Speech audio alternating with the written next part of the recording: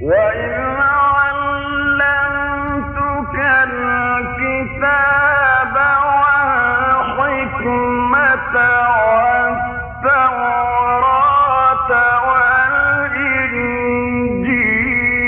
وَإِذْ تَخْلُقُ مِنَ الطِّينِ كَهَيْئَةِ الطَّيْرِ بِإِذْنِي فَتَنفُخُ فِيهَا فَتَكُونُ طَيْرًا بِإِذْنِي.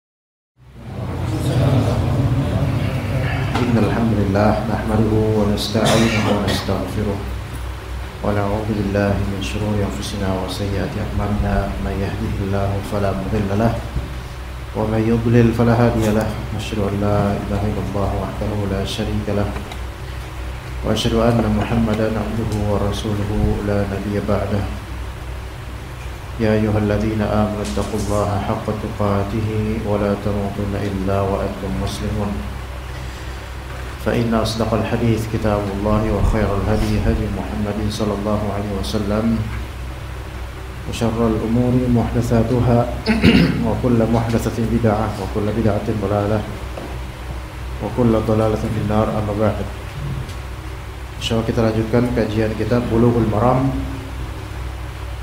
Pembahasan kita kali ini adalah pembahasan tentang atau pembahasan dimulai dari hadis Malik bin Al-Huwairits sampai insyaallah hadis Sa'ad bin Tariq Al-Asja'i insyaallah, yaitu hadis tentang masalah jalsah istirahah, duduk istirahat antar rakaat, dan tentang qunut insyaallah ta'ala. Ya, gitu ya. Betul. Baik, bisa dibaca. Bismillahirrahmanirrahim. Alhamdulillahirabbil alamin. Shalatu wassalam ala Rasulillah wa ala alihi wa ashabihi wa man tabi'ahum bi ihsanin ila yaumiddin. Asyhadu an la ilaha illallah wahdahu la syarikalah wa asyhadu anna Muhammadan abduhu wa rasuluh. Allahumma inna nas'aluka ilman nafi'an wa rizqan thayyiban wa amalan mutaqabbala.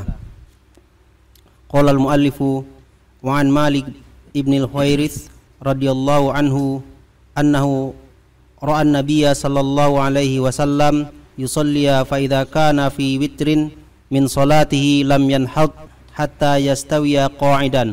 Rawahul Bukhari. Dari Malik bin Al-Huwairits radhiyallahu anhu bahwasannya beliau pernah melihat Nabi sallallahu alaihi wasallam salat, dan apabila beliau di rakaat ganjil dari salat beliau tidak bangkit sehingga terlebih dahulu duduk dan tegak.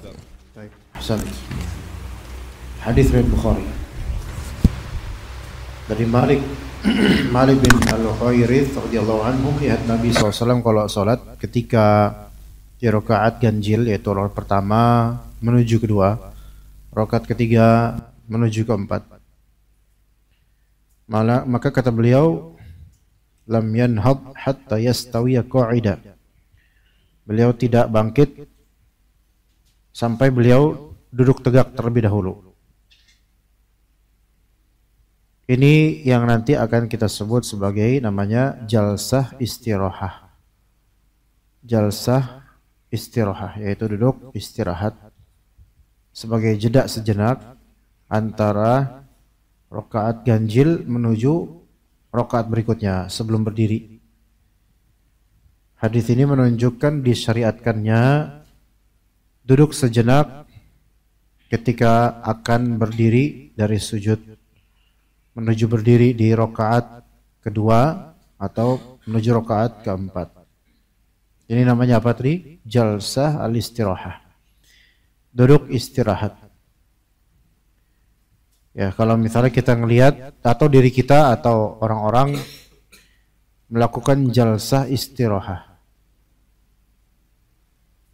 Dan jujur aja Ana juga ngelihat jalsah istirahah ini sejak di pesantren di Al Irsyad. Artinya orang-orang yang mengenal sunnah itu melakukan hal ini. Adapun kebiasaan kaum muslimin umumnya dulu terutama itu tidak mengenal jalsah istirahah. Jadi dari sujud itu langsung bangkit berdiri tanpa ada jeda duduk sejenak. Ya, jadi ini dalilnya bahwasanya jalsah istirahah itu ada syariatnya. Nah, para ulama kemudian berbeda pendapat mengenai jalsah istirahah ini apakah memang betul-betul sunnah untuk segala kondisi sholat, atau dia hanya disyariatkan ketika lagi butuh saja. Kan jalsah istirahah berarti duduk istirahat. Apakah memang ini sunnah secara mutlak untuk setiap kondisi sholat kita, atau ini hanya dilakukan saat kita butuh saja? Maka dua pendapat di antara ulama. Pendapat pertama bahwasanya jalsah istirahah ini adalah sunnah seperti sunnah-sunnah sholat lainnya. Ya, seperti sunnah-sunnah sholat lainnya. Karena hadis Malik bin Al-Khuwairits ini. Ya. Dan juga hadis lainnya dari Abu Hamid atau Abu Humaid As-Sa'idi ketika menyebutkan bagaimana caranya Rasulullah SAW sholat. Dan beliau menghikayatkan itu karena mendapatkan data dan info tentang bagaimana Rasulullah SAW sholat dari 10 sahabat, ya. Dan di sini beliau juga menyebutkan duduknya Rasulullah SAW setelah sujud menuju berdiri, ya, menuju berdiri. Bahkan dalam riwayatnya Abu Humaid As-Sa'idi ini dikatakan Rasulullah berkata Allahu Akbar, thumma thanna rijlahu al-yusra, thumma qa'ada 'alaiha hatta raja'a kullu 'azmin ila mawdi'i thumma qama. Jadi mengucapkan Allahu Akbar itu ketika bangkit, ketika lepas dari sujud Allahu Akbar, duduk dulu, yaitu di thanna rijlahul yusra, yaitu di kaki kirinya, ya, disandarkan biasa. Kemudian beliau duduk di atas kaki kiri, ya, hatta raja'a kullu 'azmin ila mawdi'i, sampai semua tulang itu kembali ke posenya semula, yaitu tegak gini. Maksudnya tegak. Maka ini mensifati bagaimana jalsah istirahah, yaitu duduk sampai tegak gini. Nah, ini jalsah istirahah. Tsumma qama, baru beliau kemudian berdiri. Nah, hadis Abu Humaid As-Sa'idi ini menunjukkan bahwasanya boleh bagi seseorang untuk takbir setelah sujud kedua, lalu baru setelah itu duduk istirahat. Kan normally itu takbir itu ketika kita mau sampai berdiri. Ya, tapi boleh juga sebelum jalsah istirahat, sebelum duduk istirahat udah takbir duluan, Allahu Akbar, terus baru berdiri. Paham gak ikhwan maksudnya? Ya, begitu. Ini kalau pakai hadis Abu Humaid As-Sa'idi. Tapi secara total dari dua hadis ini menunjukkan bahwasanya jalsah istirahat itu sunnah. Ini sebagaimana mazhab yang masyhur dalam mazhab Syafi'i dan juga imam lain, mereka menyatakan disunahkan duduk istirahat. Ya, jadi wallahu alam di sini ada sekitar 11 sahabat yang menyebutkan atau yang mencontohkan atau memberikan info tentang adanya duduk istirahat. Oke. Baik. Nah, kemudian pendapat kedua dinyatakan oleh beberapa ulama, terutama dihikayatkan oleh Ibnul Munzir dari beberapa sahabat, bahwasanya tidak disunahkan duduk istirahat ini, ya, tidak disunahkan duduk istirahat ini sebagaimana hadis-hadis tadi, ya, enggak disunahkan seperti itu. Melainkan sunnahnya adalah dia yanhad ala sadri qadamaihi, yaitu dia bangkit di atas kakinya dan enggak duduk. Paham enggak maksudnya? Jadi kakinya kayak gini, diri kayak gitu. Jadi bangkit Allahu Akbar gitu. Apa ya gimana? Kakinya di tekuk ini ya? Telapak kakinya didirikan. Itu. Kalaupun memang maksudnya Rasulullah SAW duduk sejenak, itu maksudnya. Gimana? Antum paham nggak, ikhwan? Kalau yang pendapat pertama, jalsa istiraha itu adalah, ya antum kayak apa? Kayak antum duduk antara dua sujud aja gitu. Atau boleh juga dua kakinya mungkin, tapi dalam riwayat kaki kiri yang direbahin dan duduk di atas kaki kiri. Namun kalau pendapat kedua mengatakan itu bukan sunnah. Yang sunnahnya adalah antum bangkit dengan dua telapak kaki antum tuh berdiri. Gitu. Gimana? Paham nggak? Apakah kita harus memberikan sampel contoh? Siapa yang mau menjadi makhluk percobaan? Siapa di antara antum yang mirip dengan presiden sebelum Prabowo?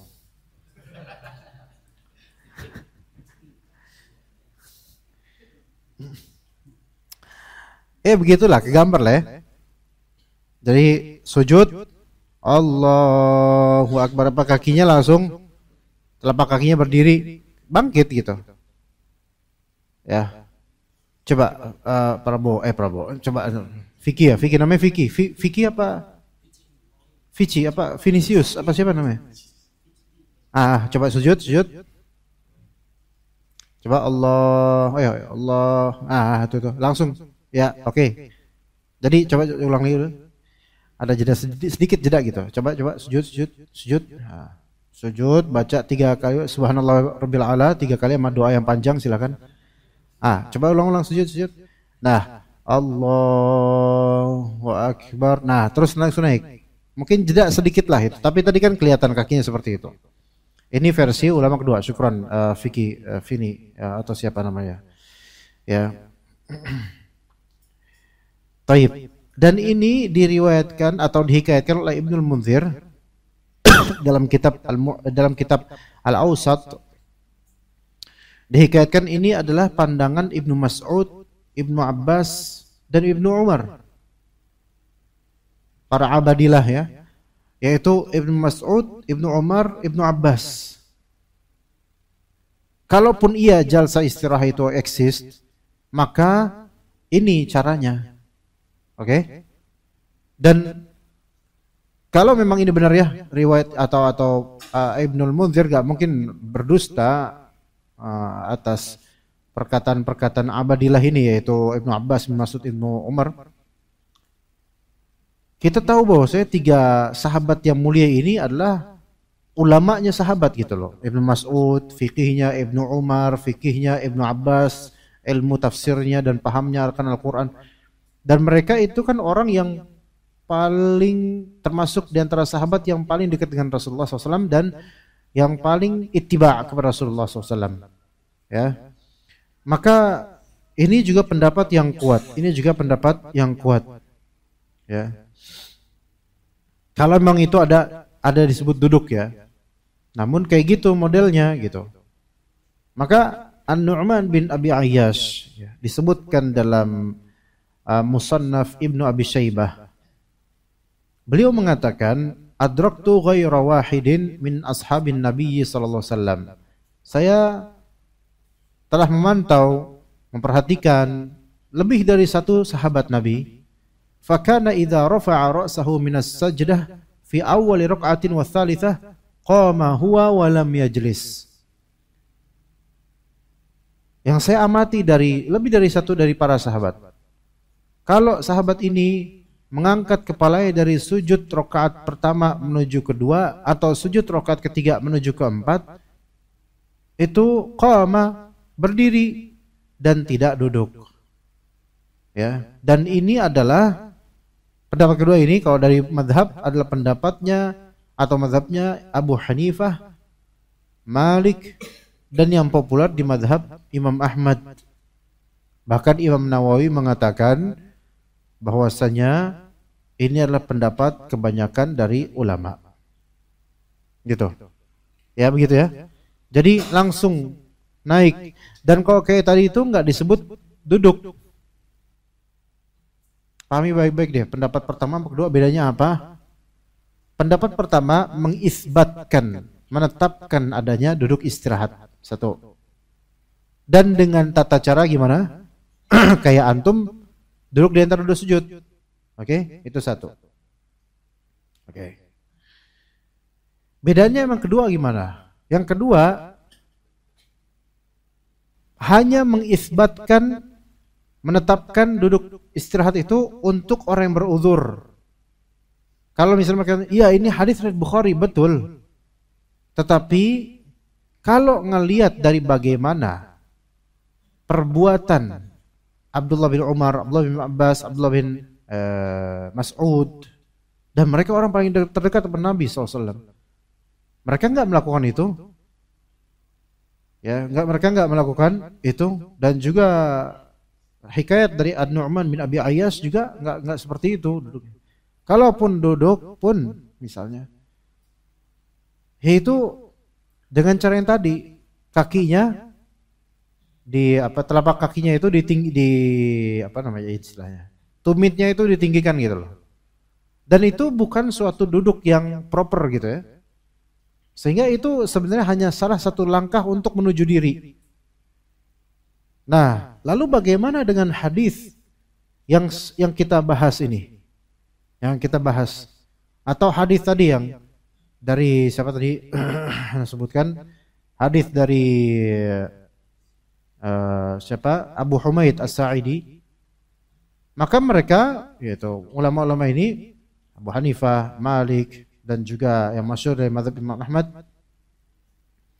mereka mengatakan bahwasanya hadis-hadis tentang jalsa istirahah itu kita tafsirkan bahwasanya perbuatan itu fu'ilat bisababid dha'f lil kibar. Ya, itu dilakukan karena dha'f, karena lemahnya fisik bagi orang-orang yang tua. La li'annahu maqsudatun lil qurbah, bukan karena perbuatan ringan ini tujuannya untuk ibadah, bukan. Jadi bukan suatu ibadah, ini hanya apa? Hanya suatu kelonggaran bagi orang yang tidak kuat atau sudah tua. Ya, gitu. Kenapa begitu? Kenapa mereka ulama-ulama ini memahami hadis itu begitu? Li'anna Malik bin al-Huwairits innama qadima 'ala an-nabiy sallallahu alaihi wasallam ba'da an kabura. Karena Malik bin al-Huwairits, perawi hadis yang mana? Yang antum baca, ya. Itu mendatangi Nabi sallallahu alaihi wasallam atau dekat dengan Nabi sallallahu alaihi wasallam setelah Nabi sudah berusia tua. Dan konteksnya ketika meriwayatkan hadis tersebut itu dalam keadaan bersiap-siap untuk perang Tabuk. Dan itu di tahun 9 Hijriah. Ya. Maka Nabi SAW pun duduk dengan model duduk seperti yang dihikayatkan itu, yaitu seperti duduk di antara dua sujud, baru kemudian berdiri. Nah, jadi ulama ini menafsirkan bahwasanya perbuatan ini hanya perbuatan ini menjadi sunnah ketika apa? Ketika ada uzur karena dhaif, karena lemah, karena tua, enggak kuat gitu, baru silakan. Jadi bukan disunahkan secara mutlak. Bukan disunahkan secara mutlak. Paham enggak ikhwan di sini? Ini pakai logika dan pakai konteks periwayatan Malik bin Al-Huwairits. Lalu ulama ini berkata lagi, ulama-ulama yang mengatakan bahwasanya ini bukan sunnah secara mutlak, mengatakan kembali, wali'annaha law kanat sunnatan daimah la dzakaraha kullu man wasafa salatan Nabi SAW. Seandainya duduk istirahat itu menjadi sunnah yang total untuk semua kondisi, maka pastilah para sahabat yang memberitakan bagaimana tata cara salat Rasulullah SAW pasti akan menyebutkan hal ini, ya, akan menyebutkan hal ini, dan tentu para sahabat rata-rata akan melazimkan perbuatan mereka dengan hal ini gitu loh di salat mereka, begitu. Paham gak ikhwan sekalian? Paham ya? Oke. Dan para pakar usul fikih, mereka kan punya pembahasan namanya sunnah fi'liyah. Sunnah fi'liyah. Ya, sunnah fi'liyah itu hikayat perbuatan Nabi SAW, bukan hikayat perkataan Nabi. Hikayat bagaimana Nabi SAW berbuat, berlaku, beramal, bergerak dan seterusnya. Bahwasanya al-af'al an-nabawiyah, perbuatan-perbuatan yang dinisbatkan atau disandarkan kepada Nabi SAW, itu menunjukkan kadang-kadang Nabi melakukan suatu perbuatan atau rincian perbuatan tertentu, ya, itu kadang-kadang hanya untuk menjelaskan bahwasanya itu boleh. Gimana? Paham nggak? Menjelaskan bahwasanya hal itu boleh dan nggak mesti hal itu menjadi sunnah selamanya atau sunnah dalam semua kondisi, ya, begitu. Baik. Oke, jadi wallahu alam, ulama kedua ini mengatakan bahwasanya duduk istirahat itu boleh dan menjadi sunnah ketika apa? Ketika ada hajat, lagi lemah, lagi sakit, lagi capek, istirahat duduk sejenak. Nah, ulama yang pertama bilang apa tadi ulama pertama? Ini sunnah secara mutlak. Oke. Dan pendapat yang kedua ini juga dipegang oleh beberapa dari ulama besar, ya, di antaranya ya Ibnu Qayyim, Syekh Sa'di dan seterusnya. Oke, jadi ini ada perbedaan pendapat di antara ulama. Nah, sekarang kalau Anda mau tanya ke antum kalau sholat rakaat pertama menuju kedua, 3 menuju keempat, jujur aja antum jalsa istirahat atau tidak?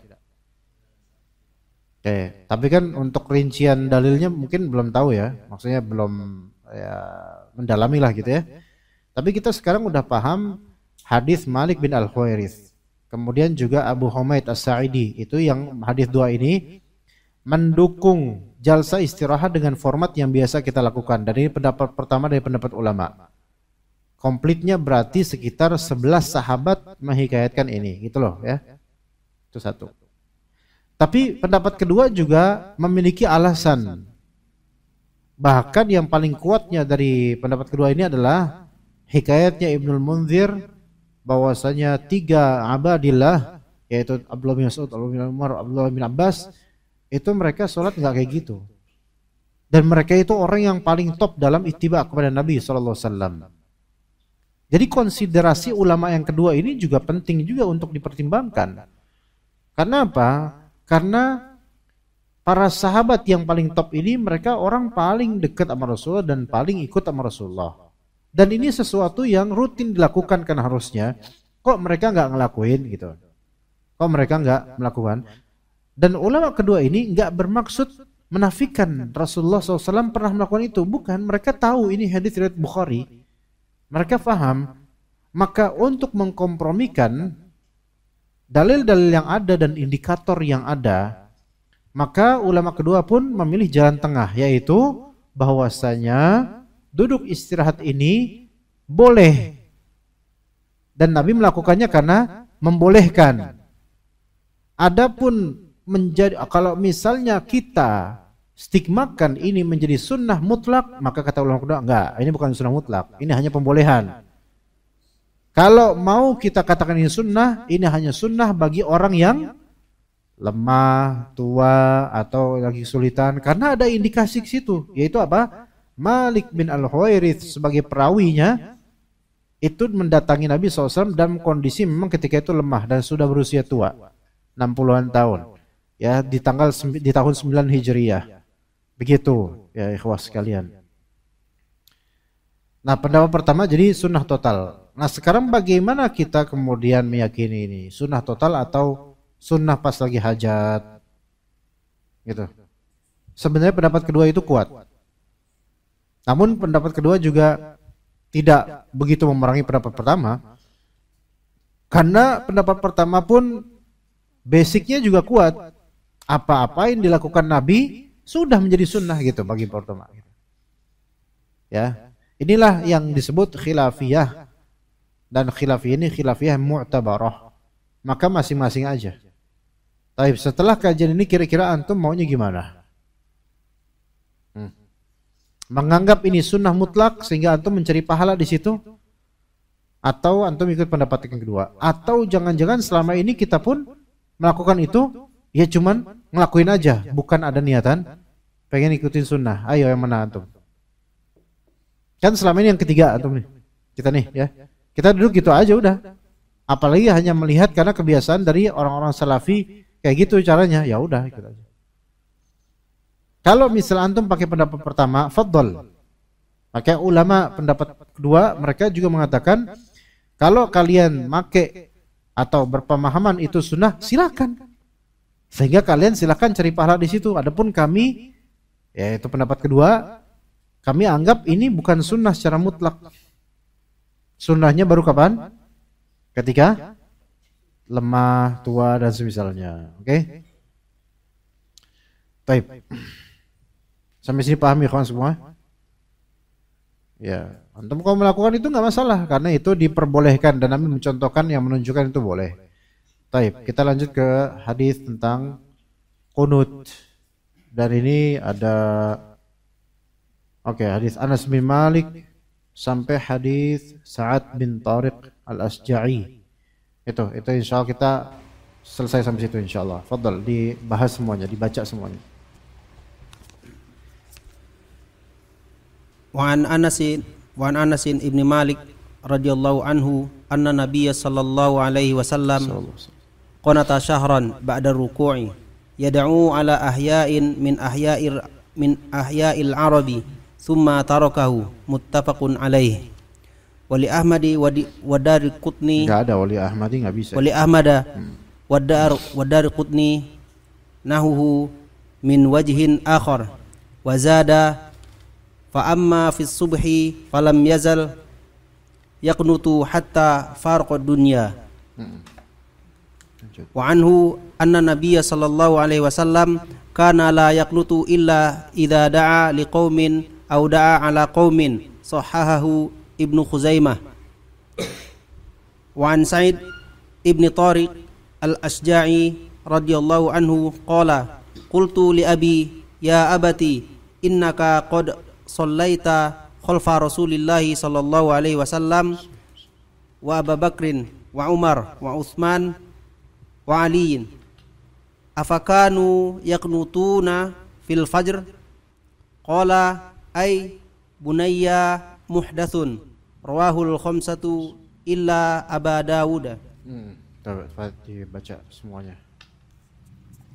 Dari Anas bin Malik radhiyallahu anhu bahwasannya Rasulullah sallallahu alaihi wasallam pernah qunut selama 1 bulan setelah ruku, mendoakan keburukan untuk beberapa kabilah Arab. Kemudian beliau meninggalkan hal itu. Muttafaqun alaih. Dalam riwayat Ahmad Ad-Daraqutni terdapat hadis serupa yang dari jalan lain dan beliau menambahkan, adapun pada sholat subuh maka beliau terus kunut sampai meninggal dunia.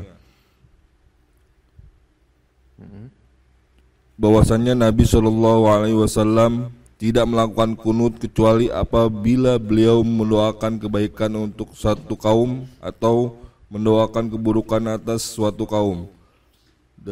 disahihkan oleh Ibnu Khuzaimah dari Sa'ad bin Tariq Ibnu apa? Khuzaimah.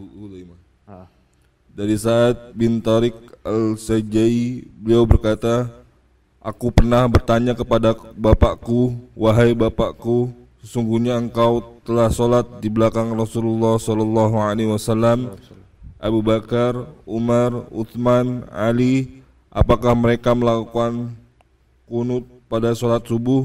Dia menjawab, wahai anakku, ketahuilah bahwa itu adalah perkara yang dibuat-buat, bid'ah, diriwayatkan oleh imam yang 5 kecuali Abu Daud.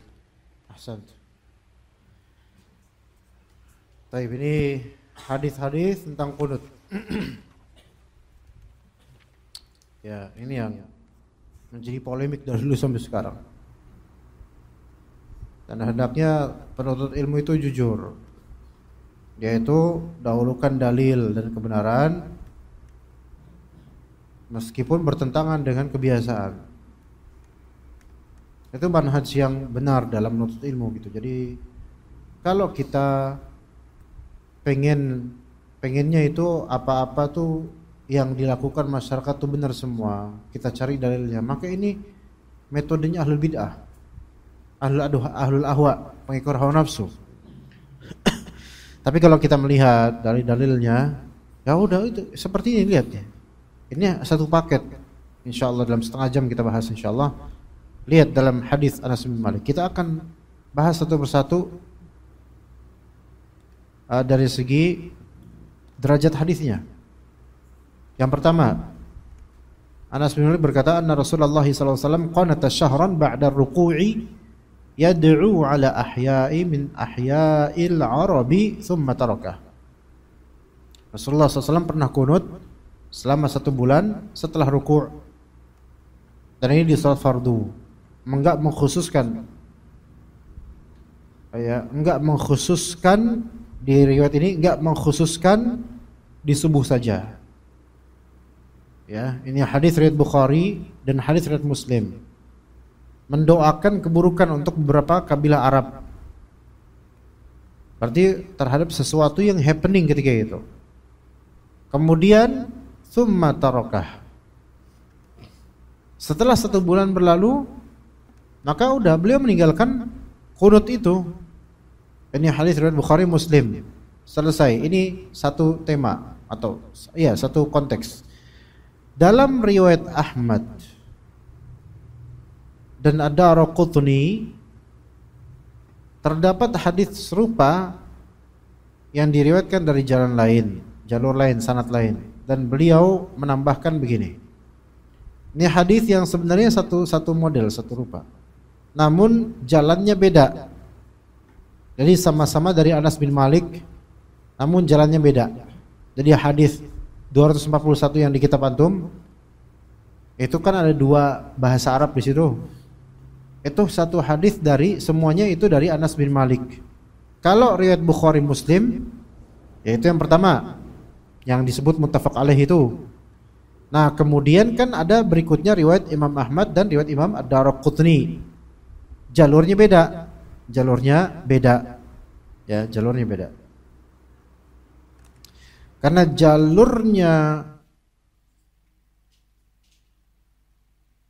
jalurnya Bukhari Muslim itu berujung pada Anas bin Malik, kemudian kepada Qatadah. Nah, dan kemudian kepada Hisham. Kalau jalurnya Ahmad dan Ad-Daraqutni sama Anas bin Malik juga ujung-ujungnya, tetapi Anas bin Malik meriwayatkan kepada apa? Ar-Rabi' bin Anas, kemudian ke Abu Ja'far Ar-Razi. Abu Ja'far Ar-Razi. Disinilah masalahnya. Nah, kita lihat dulu di sini. Apa tambahannya di riwayat Ahmad dan Daraqutni? Fa amma fi subhi falam yazal yaqnutu hatta faraqat dunya. Adapun pada salat subuh maka beliau terus kunut sampai meninggal dunia. Bukankah begitu Mas Fikri? Ngantuk ya? Ngantuk. Lembarannya udah lewat itu. Ke bawah angin. Benar enggak itu lembarannya? Nah itu. Antum itu lagi banyak diamati sama umat, ya. Jadi salah sedikit, antum kena, hati-hati. Perhatikan baik-baik di sini, ikhwan. Di sini sehingga antum tahu titik perselisihan banyak dari penuntut ilmu soal kunut subuh. Ini dia, ini titiknya nih. Itu di sini titiknya. Dan kita itu thalibul ilmu harus jujur. Mazhab itu kendaraan, jembatan, bukan tempat tinggal, bukan tujuan. Kalau kita jadikan mazhab sebagai tujuan, tempat tinggal, fanatik. Nanti apa yang salah kita anggap benar.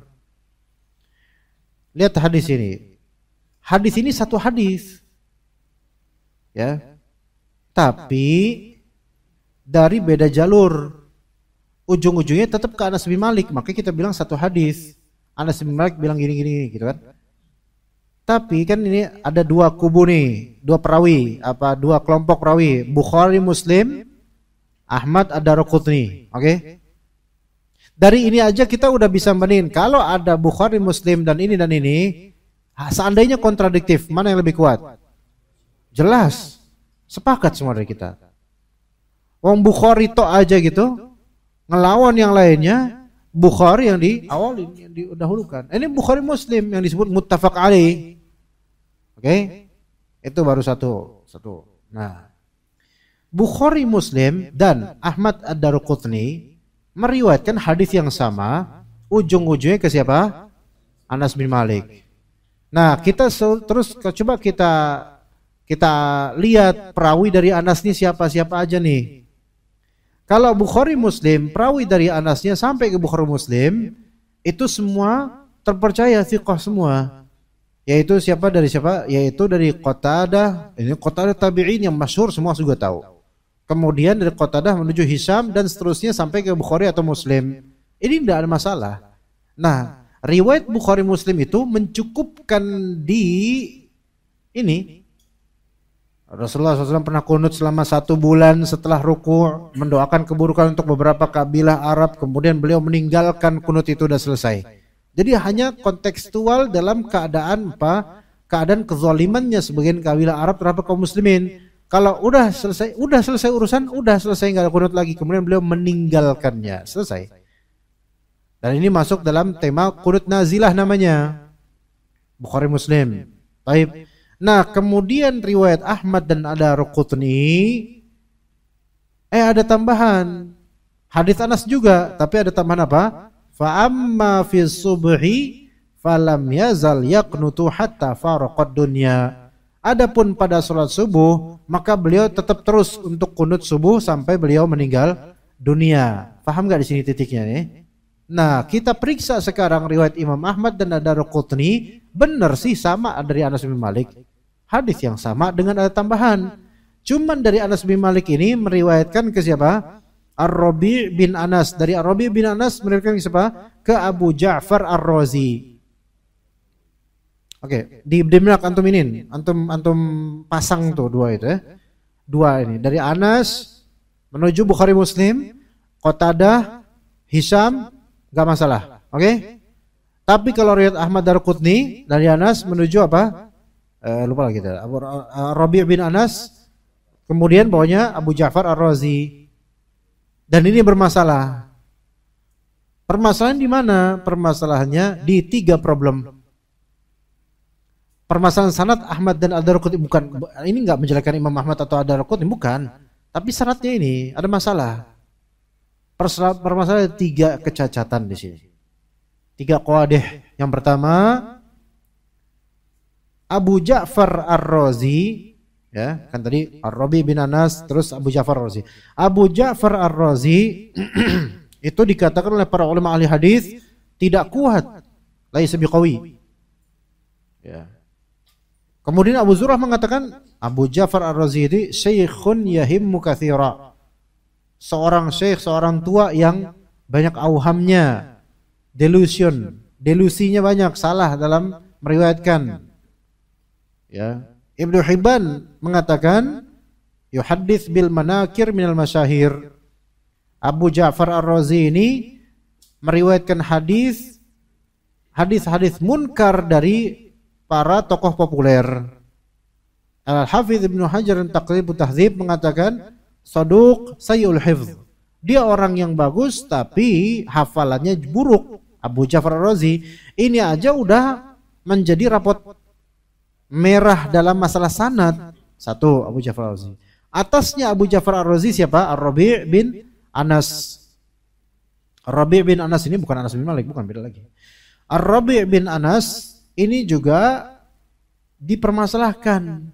Memang orang baik, soduk, tapi lahu auham, yaitu banyak keterganjilan hafalan, ya.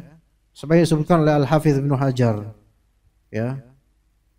Bahkan Ibnu Hibban itu mengatakan dalam kitab As-Siqat, Ar-Rabi' bin Anas ini yang meriwayatkan dari Anas bin Malik, an-nasu yattaquna min hadithihi maka min riwayati Abi Ja'farin anhu.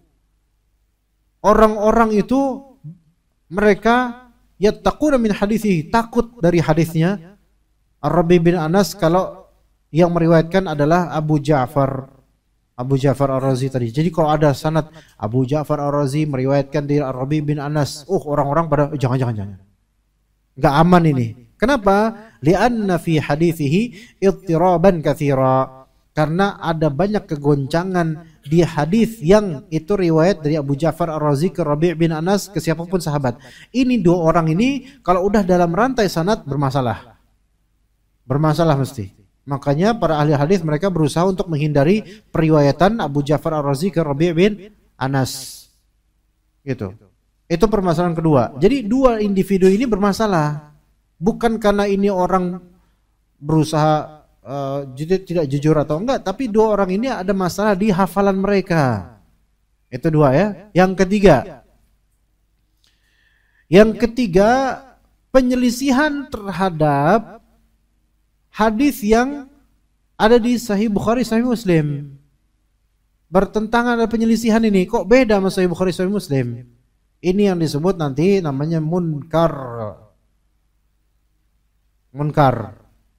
Bukan munkar nakir, itu malaikat. Ini namanya munkar. Apa hadis munkar itu? Hadis munkar adalah hadis itu udah sanadnya lemah, bertentangan pula dengan hadis sahih, itu namanya munkar. Oke? Jadi kalau ada hadisnya udah dhaif, bertentangan pula, maka ini munkar, nggak boleh diamalkan. Jadi ada hadis sama-sama sahih, tapi yang ini bertentangan dengan hadis yang lebih sahih, namanya syadz. Dan yang lebih sahih namanya mahfuz. Ya. Nah, kalau misalnya ada dua hadis bertentangan, satunya hadis sahih, satunya hadis dhaif, bertentangan, maka hadis dhaif ini lebih low lagi derajatnya, menjadi hadis munkar. Hadis yang sahih menjadi hadis ma'ruf namanya. Gitu. Oke. Ya, jadi riwayat Imam Ahmad dan Ad-Darqutni untuk hadis ini maka dinilai sangat dhaif karena munkar. Nah, di sini disebutnya munkar, ya kan?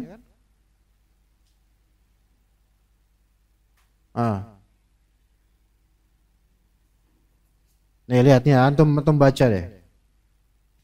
Antum bisa baca nggak? Bukan, maksudnya antum bisa bacain, bisa.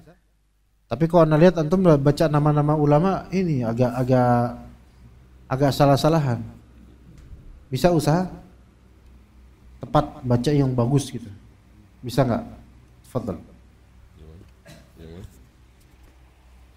Udah ngopi belum hari ini? Fadhal. Munkar di footnote. Ini kan footnote. Munkar Al-Baihaqi berkata, setelah beliau meriwayatkannya, Abu Abdullah berkata, ini adalah riwayat yang sanadnya sahih dan para perawinya thiqah. Stop di sini. Nah, lihat. Ada klaim dari Abu Abdullah bahwasanya ini riwayat, yaitu riwayat Ahmad, riwayat Ad-Darqutni. Sanadnya itu sahih, perawinya thiqah semua. Ini yang menjadi bahan pertanyaan besar. oleh sebagian ulama ahli hadis. Makanya dikomentari, statement ini dikomentari. Baik, fadhal. Ini dikomentari. Ini dikomentari oleh Ibnu At-Turkumani dalam Al-Jauhar An-Naqi, di mana beliau berkata, bagaimana sanadnya bisa menjadi sahih sedangkan perawinya dari Ar-Rabi Abu Ja'far Isa bin Mahan Ar-Razi adalah Ar-Razi adalah seorang yang diperbincangkan. Gimana itu pertanyaan, nadanya yang benar dong. Udah lanjut aja lah. Ya, Ibnu Hambal. Dari Ibnu Hambal dan An-Nasai berkata, dia tidaklah kuat. Abu Ju'rah berkata, dia banyak melakukan praduga salah. Waham, ya. Al-Falas berkata, jelek hafalannya. Ibnu Hibban berkata, dia sering meriwayatkan hadis-hadis yang mungkar dari orang-orang yang terkenal. Oke. Masya Allah. Nah, ini munkar jadinya. Hadis ini penjelasannya walaupun agak ya lebih ringkas ya. Maka hadis adapun pada sholat subuh maka beliau terus kunut subuh sampai meninggal dunia. Ini hadis lemah secara sanad dan bertentangan dengan hadis yang sahih sehingga disebut hadis munkar.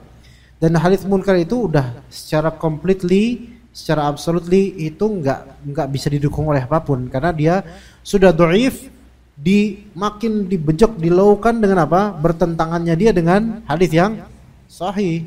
Mana yang hadis yang sahih? Yang pertama itu. Apa pertentangannya coba di mana? Coba, siapa yang bisa menjawab?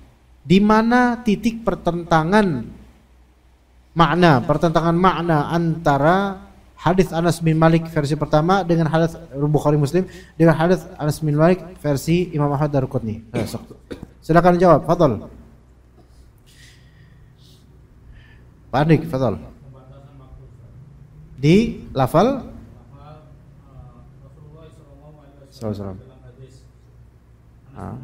Yang pertama, dia membatasinya sampai 1 bulan. Taib. Terus setelah itu meninggalkan itu. Pertentangannya dengan yang kedua? Adapun yang kedua itu sampai Rasulullah SAW wafat. Diterusin gitu. Ini kan bertentangan gitu ya?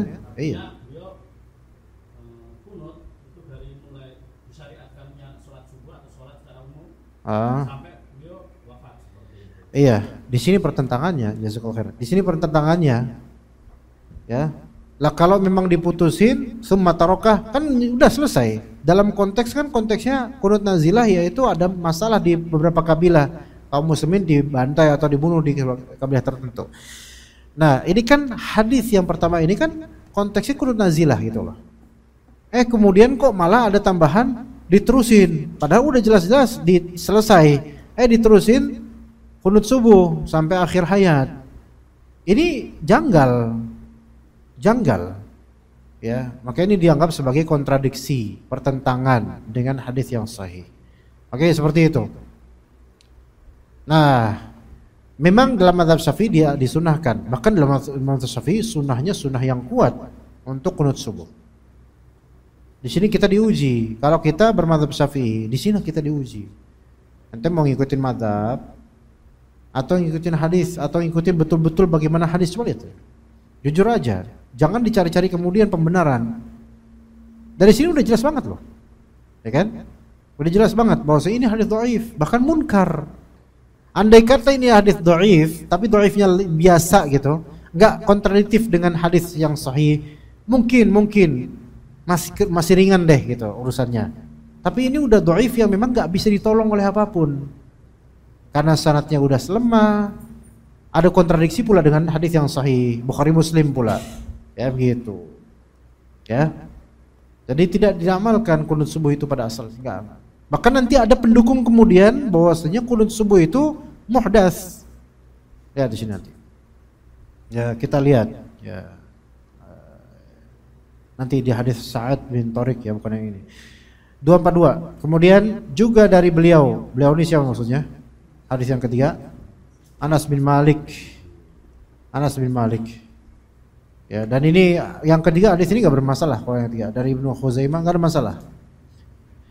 Yang ketiga ini pun ini bukan kunut subuh. Hadis 242 ini bukan kunut subuh.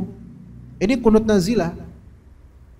Anna Nabiyya sallallahu alaihi wasallam kana la yaqnutu illa idza da'a liqaumin aw da'a ala qaumin. Nabi SAW tidak melakukan kunut kecuali apabila dua kemungkinan. Beliau mendoakan kebaikan untuk suatu kaum, yaitu kaum muslimin, atau beliau mendoakan keburukan untuk suatu kaum, yaitu kaum kafirin atau orang zalim.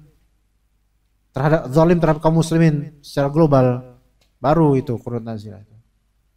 Ingat ya, kunut nazilah itu pada hakikatnya adalah sebenarnya yang lebih sahih adalah kunut nazilah itu ketika ada kaum muslimin yang terzalimi. Terzalimi di sini dari segi peperangan, pembunuhan. Bukan terzalimi dari segi kezaliman pemerintah, bukan. Jadi, ayo kita kunut nazilah karena ini misalnya. Enggak. Itu enggak ada kunut nazilah gitu, ya. Mas Piki ya. Biar terang dia. Tadi auranya tuh gelap gitu, tadi udah terang sekarang alhamdulillah. Nah, maka sebagian ulama mengatakan kalau misalnya terjadi gempa bumi itu enggak kunut nazilah. Karena kunut nazilah yang Rasulullah SAW lakukan itu kaitannya bukan dengan bencana alam, tapi kaitannya dengan perseteruan, pembunuhan, pembantaian, peperangan, terzolimi kaum muslimin oleh pihak-pihak kafir itu. Ya semacam Palestina misalnya, Gaza, itu kita kunut nazilah fadl. Bahkan sampai sekarang antum kunut nazilah itu disyariatkan loh sebenarnya untuk Palestina. Sayangnya kadang euforia kunut nazilah ini hanya sementara doang, padahal bertahun-tahun kita bisa kunut nazilah untuk apa? Gaza, Palestina, kaum muslimin di sana. Begitu. Orang banyak ribut tentang tentang Hamas, Palestina, Israel, tapi lupa syariat ini sebenarnya kita. Ya. Dan itu pun dilakukan di salat fardu secara komplit semuanya salat fardu. Enggak mengkhususkan di subuh saja. Ya. Juga imam yang baca kunut nazilah itu sesuai konteks kunut nazilahnya dia. Bukan pas kunut nazilah baca rabbighfirli wali walidayya amin. Warhamhuma amin kama rabbayani shaghira amin. Lah, kok malah doain orang tuanya dia, bokap nyokapnya? Udah gitu rabbighfirli lagi. Buat dia doang kita ngaminin. Dia dapat banyak dong, menang banyak dong ente gitu kan. Itu pernah di suatu masjid gitu. Ya, karena imamnya mungkin kurang faqih dalam masalah ini. Itu doa-doa pribadi. Jemaahnya juga fakir ilmu juga gitu loh. Akhirnya jemaah ngaminin, tapi memperas juga susah. Rabbighfirli, imam kok rabbighfirli? Batal dong salatnya kalau ngomong gitu. Ya jadi mereka aminin, amin, amin dalam hati ana menang banyak ente, asik banget ente jadi imam. Ya, jemaah seratusan orang doain ampunan buat ente. Tapi ada doa buat Palestina ketika itu. Alhamdulillah, cuman jangan ditambah pernak-pernik seolah-olah ada doa pribadi di situ, jangan. Karena itu bukan dalam konteks mendoakan diri sendiri, tapi mendoakan orang-orang yang memang tertindas dari kaum muslimin. Oke, begitu. Boleh mendoakan keburukan orang-orang zalim atau orang-orang zalim atau orang-orang kafir yang menindas kaum muslimin. Oke, di sini fine ya, di sini jelas insyaallah. 243. Nah, inilah hadis berikutnya yang mendukung atau riwayat ya, lebih ke asar yang mendukung pandangan bahwasanya qunut subuh yang terus-menerus dikhususkan itu adalah sesuatu yang bid'ah. Dari Sa'ad bin Tariq al-Ashja'i radhiyallahu anhu.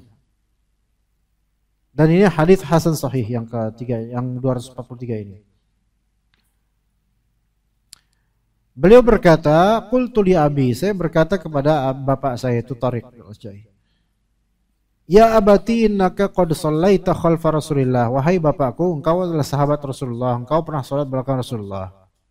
Wa Abi Bakar wa Utsman wa Ali. Afakanu yaqnutuna fil fajr. Ini zaman tabi'in ya. Ya wahai bapakku, engkau kan pernah salat belakang Rasulullah SAW. Salat belakang Umar, belakang Utsman, belakang Ali, khulafaur rasyidin. Apakah mereka melakukan kunut pada sholat subuh? Itu berarti udah ada case ini, udah ada. Kasus kunut subuh itu udah ada di zaman tabi'in. Maka kemudian kata siapa? Tariq al-Asja'i, seorang sahabat, ya bunayya, muhdats, wahai anakku, ketahuilah bahwa itu apa? Kunut subuh terus-menerusan itu adalah muhdats. Muhdats itu perkara yang dibuat-buat atau bid'ah. Ini siapa yang ngomong ini? Sahabat loh. Ketika melihat fenomena di sebagian tabi'in atau di zaman itu ada yang kunut subuh terus-menerus. Ya bunayya, muhdats itu adalah perkara yang dibuat-buat, dan muhdats ini makna bid'ah. Nabi SAW mengatakan kullu muhdatsatin fil umur, kullu muhdatsatil umur. Setiap perkara agama yang dibuat-buat baru itu adalah bid'ah. Maka muhdats makna bid'ah. Clear insyaallah sebenarnya. Clear, simple gitu loh. Yang membuat tidak simple adalah ketika banyak dari kita itu enggak terima dengan tradisi kita atau mazhab di antara mazhab fikih, itu disalahin, itu yang membuat jadi rumit, terus dicari-cari supaya terlegitimasi perkara ini. Padahal ini kan bukan perkara baru. Maksudnya suatu konflik atau distorsi yang memang sudah ada sejak zaman tabi'in. Udah lama ini. Ya, udah lama. Kok masih aja sampai sekarang gitu. Dipopulerkan atau dia gitu. Ya. Ya betul ini khilafiyah, oke ini khilafiyah taib, tapi kita harus jujur. Ini khilafiyah betul, oke. Ini khilafiyah mu'tabar, oke. Tapi kita harus jujur. Karena di akhirat nanti kita itu enggak ditanya rincian pemahaman khilafiyah kita. Tapi amalan kita benar apa enggak? Gitu kan? Seperti itu. Maka wallahu alam yang lebih sahih, wallahu alam, kunut subuh itu yang dirutinkan termasuk suatu kebid'ahan dan pengada-ngadaan dalam agama. Kita tetap menghormati ulama yang menganjurkannya karena mereka memahaminya mungkin seperti itu cara memahaminya, tapi yang sahih adalah tidak seperti itu. Ya. Begitu. Dan kalau Anda pribadi Anda enggak ikut-ikutan dengan ini. Maksudnya Anda jadi makmum selama enggak memadorotkan keagamaan Anda atau mungkin tetap Anda boleh sholat di masjid itu, Anda enggak ikutan untuk kunut subuh. Dan itu sesuatu yang biasa sekarang. Ajaibnya sebagian penuntut ilmu bajunya salafi tapi dalamannya itu anti salafi atau benci dengan ustaz-ustaz kita, itu mereka memproklamirkan mazhab dan kemudian selalu mempermasalahkan ini. Ini kan masalah yang berulang dari dulu. Seolah-olah parameter orang tuh pencari kebenaran adalah dia toleran dan legowo dengan kunut subuh, dia harus ikut kunut subuh gitu, seolah-olah gitu. Padahal udah jelas-jelas seperti matahari di siang hari. Ya begitu. Taib, insyaallah jelas buat Ana dan juga antum, dan kita lihat bahwasanya di sini ada kunut. Kunut yang kita ikuti adalah kunut nazilah, dan itu pun karena ada apa? Ada musibah menimpa kaum muslimin dari segi peperangan, pembunuhan, kezaliman. Dan kata sebagian ulama bukan karena bencana alam. Ya, karena bencana alam itu perbuatan Allah Azza wa Jalla yang melakukannya. Dan maka kita doakan aja kaum muslimin, tapi Nabi SAW tidak melakukan itu. Ya begitu. Ada misalnya pesawat tenggelam misalnya, banyak kaum muslimin kita doakan, silakan. Jadi bencana-bencana alam seperti gempa, seperti terutama kekeringan, itu kan pakai sholat istisqa namanya. Ada sendiri sholatnya. Bukan dengan kunut nazilah, bukan. Jadi musibah yang merupakan murni perbuatan Allah Azza wa Jalla, ya apa namanya, natural disaster gitu ya, bencana alam ya, maka ini tidak dikunut nazilahkan. Tapi bencana kaum muslimin yang diakibatkan kaum kafirin, ya ini baru kunut nazilah. Adapun kesulitan kaum muslimin diakibatkan pemerintah yang zalim, itu tidak ada kunut nazilah situ. Yang ada apa? Sabar. Nasihatin kaum pemimpinnya dengan cara yang baik. Itu yang disyariatkan, bukan kunut nazilah. Justru kalau terjadi kunut nazilah, ini malah justru apa? Makin memperkeruh suasana. Bukankah begitu? 2 periode, gitu kan? Misalnya begitu. Nggak ada kunut nazilah. Itu malah justru mengadu domba jadi lama-lama. Mengadu domba antara rakyat dengan penguasanya. Kemudian kunut yang kedua yaitu kunut witir. Kunut witir tiap hari bisa. Di tarawih juga bisa kalau ada witir. Itu. Kunut witir ya, kita ikut kunut witir. Kita aminin karena ya Rasulullah melakukannya. Kunut witir. Tapi lafal witir, lafal kunut witir itu Rasulullah SAW tidak diriwayatkan baca apa khusus, nggak diriwayatkan. Adapun Allahumma hdina fiman hadait itu salah satu riwayat dari sebagian sahabat saja. Boleh pakai itu, boleh pakai yang lainnya. Dan kunut nazilah itu juga tidak pakai Allahumma hdina fiman hadait. Karena Allahumma hdina fiman hadait itu pun itu riwayat berkaitan dengan kunut witir. Gitu. Lah kunut subuh terus pakai apa dong? Belum tahu. Tanya saya. Ya nggak tahu. Coba pakai apa silakan. Ya silakan pakai apa. Coba pakai apa selama ini? Ya nggak tahu persis jawabannya. Insyaallah antum. Ya begitu. Ya Allahu a'lam, mudah-mudahan bermanfaat. Barakallahu fikum jami'an wa sallallahu ala nabiyyina Muhammad wa ala alihi wa sahbihi ajma'in. Subhanakallahumma bihamdika asyhadu an la ilaha illa anta astaghfiruka wa atubu ilaik. Assalamualaikum warahmatullahi wabarakatuh.